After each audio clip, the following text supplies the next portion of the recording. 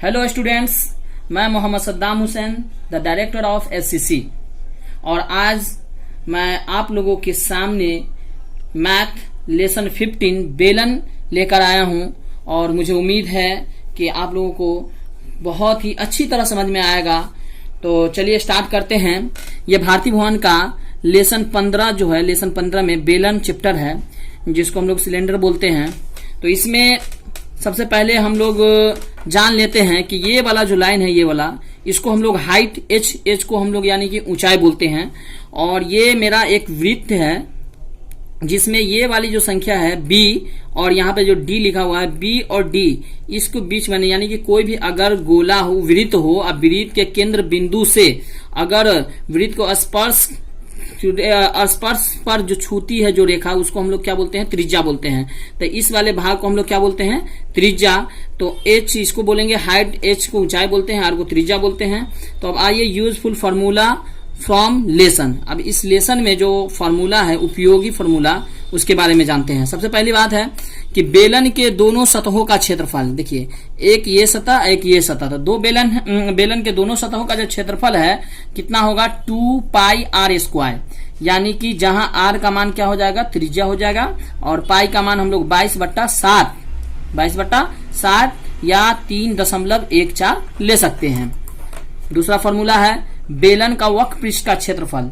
तो बेलन का वक्र पृष्ठ का क्षेत्रफल होता है 2 पाई r h, जहां h बराबर ऊंचाई, इससे पहले हमने बता दिया कि r का मान क्या होता है? r का होता है त्रिज्या होता है, तो इसमें हम नहीं बताए हैं क्योंकि h का मान नहीं बताते, इसलिए h का मान बता दिए कि h बराबर क्या होता है? ऊंचाई होता है।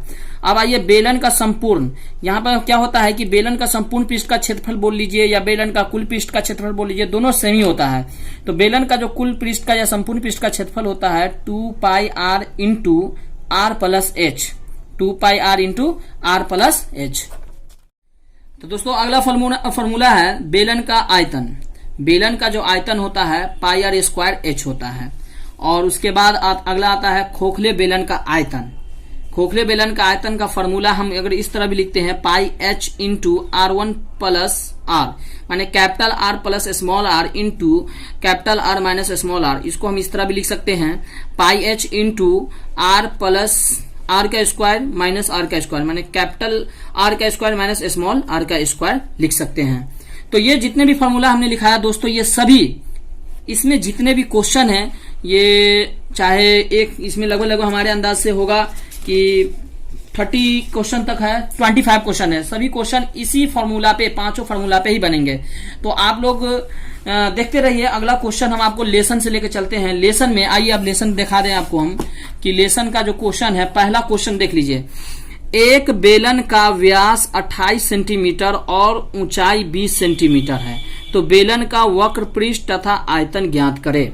तो दोस्तों हमने एक चीज इसमें यहाँ पर नहीं बताया कि व्यास क्या होता है। तो एक चीज समझ लीजिए, व्यास जो होता है हम आपको बता देते हैं कि व्यास एक, जैसे एक गोला हो गया, ये वृत्त है, तो वृत्त का जो एक केंद्र से होकर जो ये रेखा जो गुजरी A और B, ये यहां से यहां तक की जो रेखा, ये क्या कहलाता है? व्यास कहलाता है। क्या कहलाता है? AB हो जाएगा इसका व्यास। और ये AB जो व्यास हुआ, अगर हम मान लीजिए यहाँ पे O डाल देते हैं, तो ये मेरा OB जो हो जाएगा, ये क्या हो जाएगा? त्रिज्या हो जाएगा। यानी कि कहने का ये मतलब हुआ कि व्यास जो होता है त्रिज्या का दोगुना होता है। व्यास जो है त्रिज्या का क्या होता है? 2 गुना। क्या होता है? 2 गुना। और अगर हमको त्रिज्या निकालना है, तो त्रिज्या अगर निकालने के लिए कहा जाए तो व्यास का हम लोग क्या कर देंगे? आधा कर देंगे, तो हमारा क्या निकल जाएगा? त्रिज्या निकल जाएगा। तो हम दोस्त बता रहे थे कि बेलन का व्यास दिया हुआ है, तो सबसे पहले जो चीज दिया रहता है हम उसके बारे में उसको लिख लेते हैं। तो व्यास हमारा दिया हुआ है कितना? 28 सेंटीमीटर। कितना दिया हुआ है? 28 सेंटीमीटर। और ऊंचाई दिया हुआ है मेरा, कितना दिया हुआ है? 20 सेंटीमीटर दिया हुआ है दोस्तों। तो व्यास मालूम है और हमको क्या कहते हैं? त्रिज्या निकालना है। तो त्रिज्या निकालने के लिए हम लोग क्या करेंगे?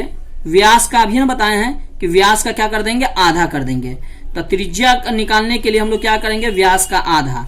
तो त्रिज्या मेरा 28 है, इसका आधा करेंगे, 2 से डिवाइड, तो आ जाएगा मेरा 14 सेंटीमीटर। मेरा क्या निकल गया? त्रिज्या। अब हमको निकालने के लिए क्या बोल रहा है दोस्तों, यहां देखेंगे कि बेलन का वक्र पृष्ठ और आयतन निकालने के लिए। तो सबसे पहली बात हमको बेलन का वक्र पृष्ठ निकालना है, तो निकाल लेते हैं। बेलन का वक्र पृष्ठ का फॉर्मूला जो होता है दोस्तों, अभी जस्ट हम आप लोग को बताए हैं कि बेलन का जो वक्र पृष्ठ होता है 2 पाई आर एच होता है। क्या होता है? 2 पाई आर एच। तो आते हैं हम लोग फॉर्मूला में 2 पाई आर एच। तो यहाँ पे 2 पाई का मान हमने बताया आपको कि 22/7 ले सकते हैं या 3.14 भी ले सकते हैं। आर का मान हमको देखिए यहां से निकल गया है 14 सेंटीमीटर गुने, और एच का मान मेरा कितना निकला है 20। अब यह 7 से हम इसको काटेंगे, 7 दूना 14 कट गया। 22 को 2 से मल्टीप्लाई कर देंगे 44, अब 20 को 2 से गुना कर देंगे 40। अब यहाँ 0, 4 चौके 16 के 6, 4 चौके 16 1 17। अब यहाँ पे मेरा आ जाएगा सेंटीमीटर स्क्वायर, सेंटीमीटर स्क्वायर। ये मेरा पहला आंसर क्लियर हो गया। ये बेलन का वक्र पृष्ठ। दूसरा जो है बेलन का आयतन बोल रहा है निकालने के लिए, तो फिर बेलन का आयतन निकालेंगे यहां से। तो बेलन का जो आयतन होता है पाई आर स्क्वायर एच होता है। तो पाई का मान क्या लेंगे 22/7, आर का स्क्वायर यानी त्रिज्या का मान कितना आया है मेरा यहाँ से 14। तो यहाँ पे 14 का स्क्वायर करेंगे यहाँ पे, गुने एच मेरा कितना है, तो एच मेरा 20 है, तो यहाँ 20 रख लेंगे। फिर 22/7 गुने 14 को कितना पे गुना करना होगा 2 बार, गुने 20। 14 7 से 14 कट गया 2 मरतबा। 22 को 2 में गुना करेंगे 44 गुने, और 14 को इसमें गुना कर दीजिए 20 में, 14 दूना 28, 280। अब इसका मल्टीप्लाई करेंगे, मल्टीप्लाई करने पर आएगा मेरा कि 40, ये पहला तो 0 आ जाएगा इसमें, 40 अट्ठे 4 अट्ठे 32, 320 और 4 अट्ठे 32, 40 4 अट्ठे 32 320 और 4 अट्ठे 32, 320 और 32 हो जाएगा आपको, 320 और 32 हो जाएगा 352, 352 का 2 हो जाएगा, इधर आ जाएगा हासिल आपको 35, और 44 दूना 88, और 88 ये हुआ मेरा 35 ये आया है। दोनों को ऐड कर देंगे, 8 5 13, 8 3 11 1 12, 1 2 3, यहाँ पे आ जाएगा मेरा सेंटीमीटर क्यूब आंसर। तो आई होप, मुझे उम्मीद है कि आप तमाम दोस्तों को, स्टूडेंट को समझ में आया होगा।